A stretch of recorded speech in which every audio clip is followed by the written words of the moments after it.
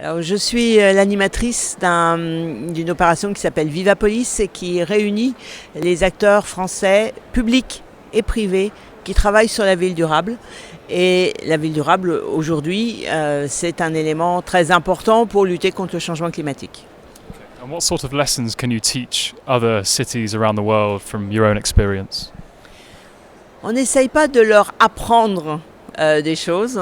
On essaye de travailler ensemble sur des villes dans les différents pays avec lesquels nous travaillons, et donc de travailler ensemble sur la manière de faire évoluer leur ville vers plus de durabilité et la lutte contre le changement climatique.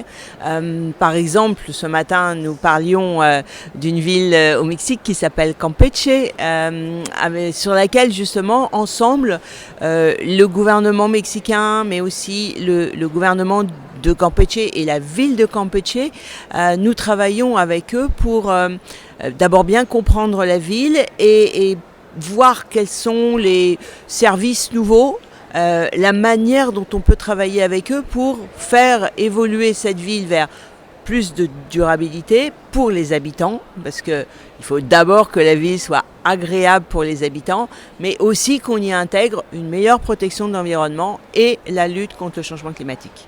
How important are cities in the fight against climate change? We saw just a few days ago there was Michael Bloomberg and there was a big summit on cities, so it's been quite important at this summit. But what is their role? Les villes aujourd'hui ont un rôle incontournable en matière de lutte contre le changement climatique. Aujourd'hui déjà, la plus grande partie des émissions de CO2, de gaz carbonique viennent des villes, de l'ordre de 70-75%. Et comme la taille des villes augmente, nous allons avoir à peu près 1,5 million d'urbains de plus par semaine pendant une vingtaine d'années dans le monde. Il est bien évident qu'il faut s'attaquer au problème du gaz carbonique dans les villes si on veut arriver à obtenir les résultats qu'on cherche à obtenir en matière de changement climatique.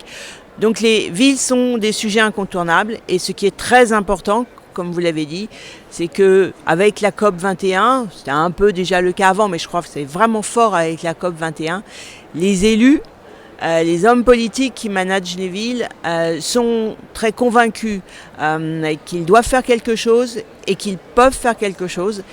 Et il faut leur laisser la place pour qu'effectivement ils puissent prendre des engagements et les tenir, parce que c'est localement qu'on arrivera à trouver les bonnes solutions, différentes selon les villes et selon les pays, mais les bonnes solutions pour lutter réellement contre le changement climatique. Merci beaucoup. Let's leave it there. Thank you very much.